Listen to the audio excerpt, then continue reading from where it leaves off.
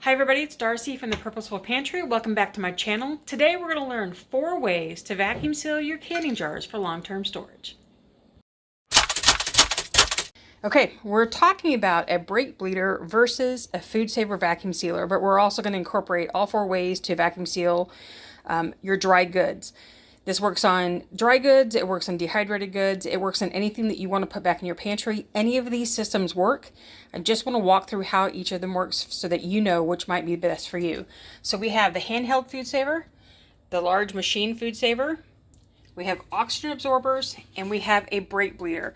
It comes in this little kit, just like this. I mean, I'm sure there's tons of them on the internet, but this is the one that I got. It's around, I think it was $22 on Amazon. This is what it comes with, but we won't be using much of this except for the nozzles plus the hose. There's the long hose that's in here, and I've got the nozzle that I'm going to be using already attached. I'll set that right back there.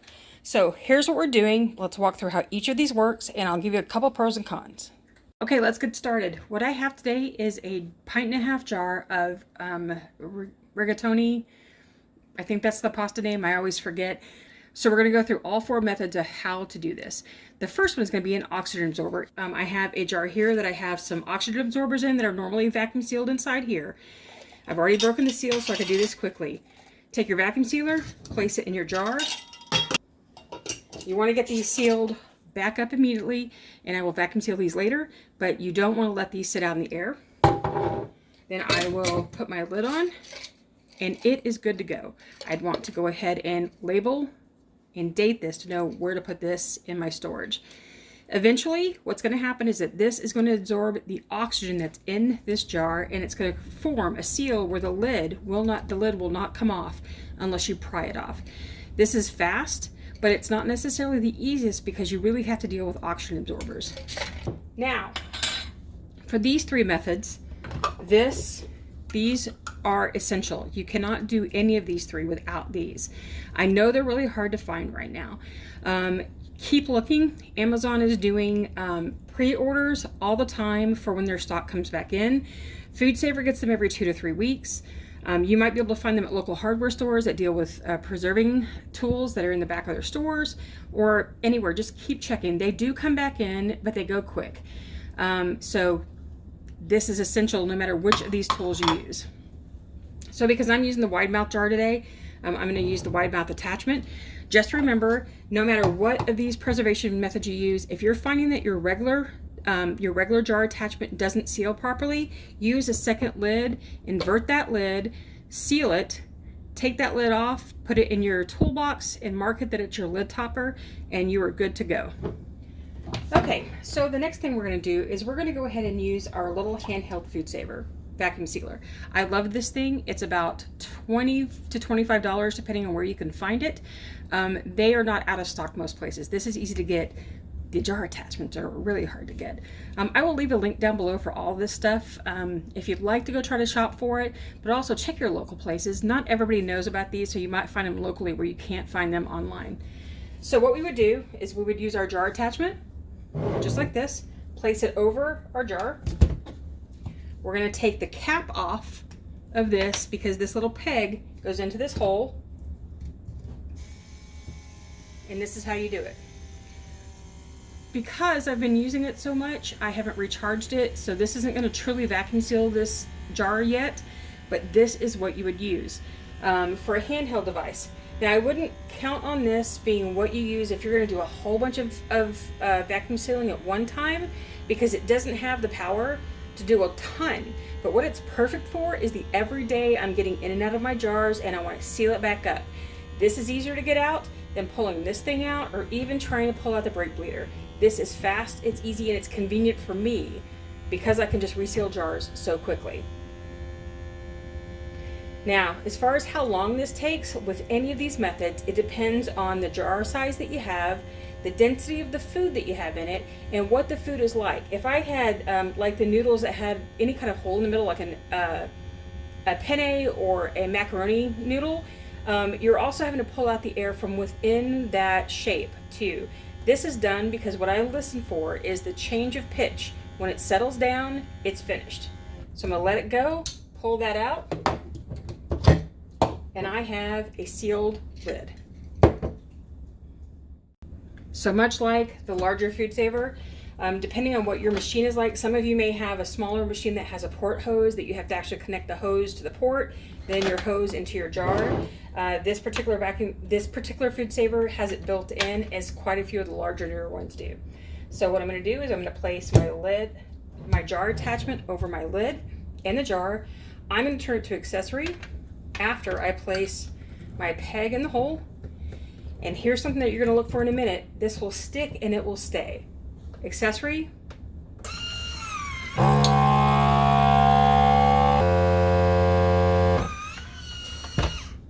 It turns itself off. Disconnect. Move your jar top and you are good to go. Label it, date it, put your ring back on, just like this, and put it on your shelf. So now the moment you've been waiting for, we are going to use the brake bleeder to do the same thing. Now the benefit of having a brake bleeder is if you either live off the grid where you're relying on solar and you don't want to charge up any of your extra equipment on your limited solar, the brake bleeder is perfect. It's about the same price as this handheld. They run about $20 to $25 depending on where you find them. The price is the same because you still have to invest in a jar attachment lid. Now you can get this separately from the regular jar attachment. You can buy them separately or you can buy them in a kit. Now we're going to start with our brake bleeder. As with all of the other mechanical versions, we're going to start with our jar full of product, our lid on the jar attachment on, and then you're going to take this nozzle and you're going to insert it into the hole in the top. The thing to be careful of is that you need to have it perpendicular. If you have it even tilted a little bit, what it's not able to do is form the vacuum. So you might hear air hissing out of it, or you can sit here and pump and it's not doing anything. You need that perpendicular connection and you have to hold it. It does not stay in if you let it go, like your the jar attachment hose connector. I don't know what you would call that, but it won't stay in. So here we go. I'm putting it in and we're going to pump. The idea is to get this between 15 to 20 psi, but that doesn't always happen because some jars just don't need it. It can depend on how much product you have in there, how dense it is, how much air is actually there. But your goal is to get around 15 to 20%. So here we go. You can see what I'm doing with my hand. And as the pressure in this builds, this gets harder to do.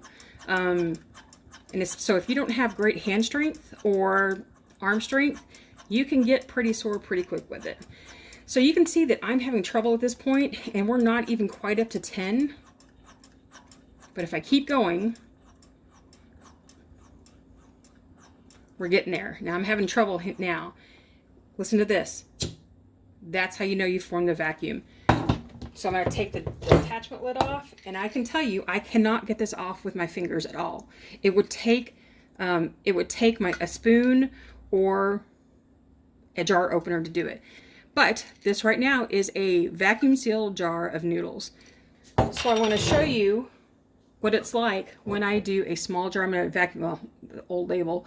When I vacuum seal this jar of O2 absorbers that I just used, I'm going to do the same thing. Regular mouth lid, regular mouth jar attachment, right on there.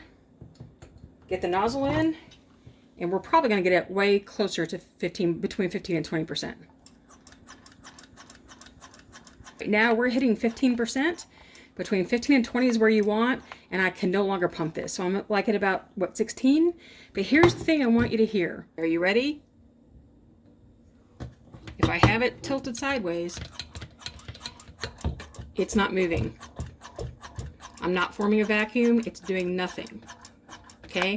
Because this is tipped over and this can't seal. So be careful of that. Now, this is not for doing things like canning. It's only for dry goods. You can still use it on powder goods just like you would any of the vacuum sealers by making sure that you placed a barrier between the jar and the lid, like a muffin cup or a coffee filter or something, to keep any of the powder from coming up through the lid. Because not only will it come up through the lid, it will create a barrier here so that this will not seal. So I hope that gave you an idea about how this works. I'm going to tell you my honest opinion, okay? If I'm off grid and I have to charge, this is probably not the best thing. I still prefer this, even as much as we lose power in the summers. I still prefer this. This holds a charge for days. This is the same price. This takes a little finessing.